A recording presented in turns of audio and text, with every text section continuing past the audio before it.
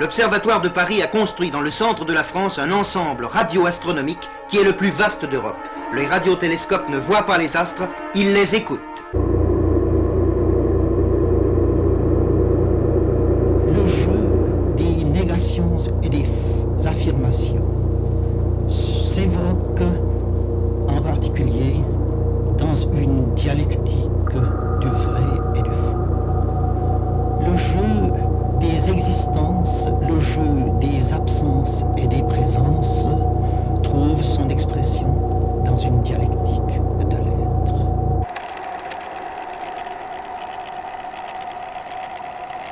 Quand on considère cette gradation et cette diversité de conformations, on pourrait réellement se figurer qu'en vertu d'une pauvreté originelle formidable, et retira sa tête entourée par...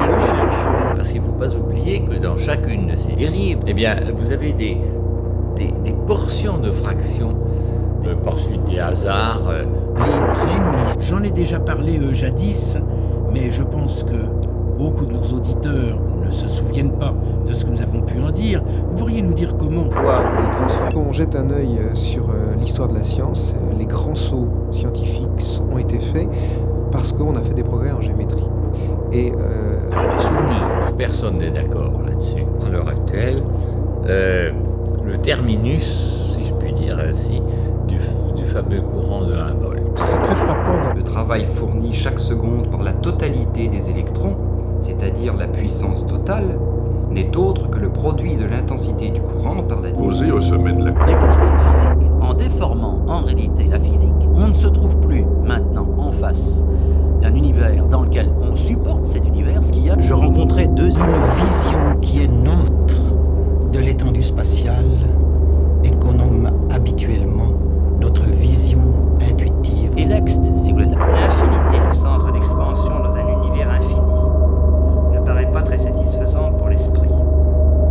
On répondra cependant sous le nom de potentiel avec les recherches de ce genre. Et il y avait là des symboles comme des cercles entrecroisés avec des lettres, des initiales qui... Le pointage est sans... Si elle se présente, car elle peut se présenter dans le déroulement d'une scène. Il y a des temps. la polarisation. Le même phénomène s'est répété. Les glaces transportent des manchots, oiseaux dépourvus d'air. C'est pourquoi ils sont présents dans toutes les îles antarctiques jusqu'au Kerguelen. Et ça correspond à un... Être humain, c'est d'abord gérer du bruit.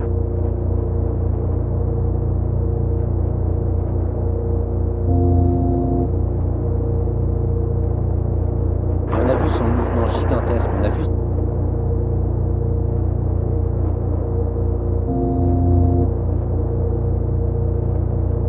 Vous avez des eaux qui ont des températures.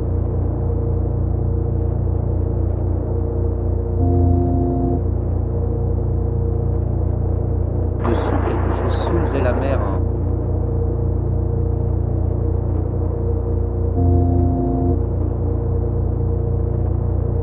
Et c'est ce qui constitue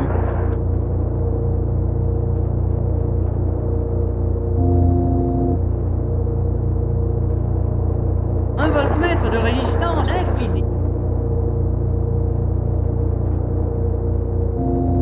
Connecté entre M et N permet de mettre en opposition, avec la différence de potentiel delta V, une force électromotrice ajustée.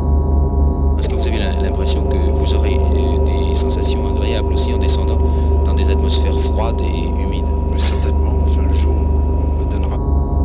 Alors là, et puis au bout de 8 jours, ça dépend, au bout de 8 jours, 10 jours, hop là, il n'avait plus long.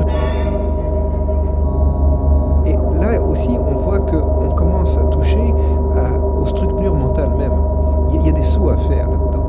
Ne serait le principe d'Eisenberg. se correspondent l'une à l'autre, s'éprouvent l'une dans l'autre, leur ensemble coordonné.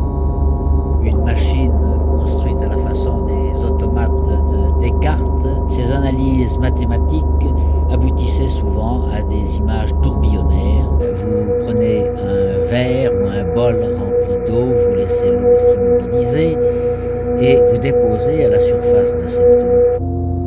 Vous en avez cité d'autres qui sont susceptibles alors d'aboutir à des formes plus complexes et à partir de substances ou fluides ou visqueuses. L'image de ce tourbillon géant, qui est une trombe atmosphérique, qui est un phénomène naturel tourbillonnaire. Oui, mais... Par exemple, on obtient les célèbres figures de Chladni, par exemple. Dans ce cas présent, ce n'est pas des matières visqueuses qui se tournaient en plusieurs sens tout doucement, donnant des formes qui rappelaient un peu les mollusques. Elle alors à des phénomènes d'osmose. Ces considérations sur les tourbillons, évidemment, elles peuvent paraître un peu abstraites, mais je pense que cette interprétation dont on parle, c'est un petit peu plus par métaphore qu'autre chose. Sur chaque membre. Et ça nous a permis de voir qu'on pouvait faire jouer des constantes physiques en déformant en réalité la physique. On ne se trouve plus maintenant en face. Alors là, vous avez vu qu'il procède par comparaison. On établit les cartes des fonds marins. On sait tout ce qu'il y a d'existant.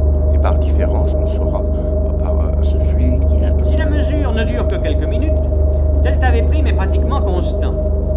Lorsque nous injectons le courant I, la différence de potentiel devient... Comment se fait-il ? Il est très utile de connaître la disposition des lignes de courant au niveau des prises en particulier. Dans la méthode adoptée autrefois au Punjab, on utilisait un détecteur de direction. Les sculptures sont qu'aucun courant ne circule plus dans la ligne reliant Mn. On constate ce fait à l'aide d'un galvanomètre que comporte le potentiomètre. La philosophie utile...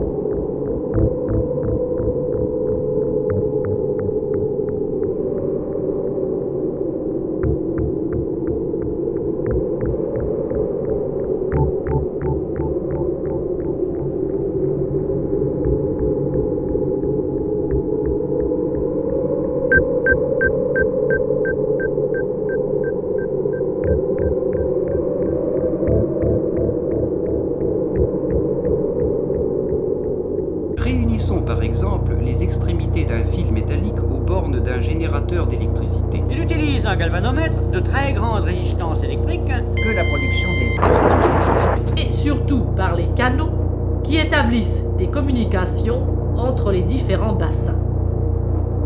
Ce mot... Et M. Gomulka vient de reste. À l'arrière de l'ascensionniste, la voie est visible, doublée qu'elle est d'un second fil. Puis, cette raison qu'elle... Les témoins doutent très rarement de leur mémoire. Rares sont les témoins qui déclarent « j'ignore tel fait », sauf bien entendu s'ils craignent quelque compromission.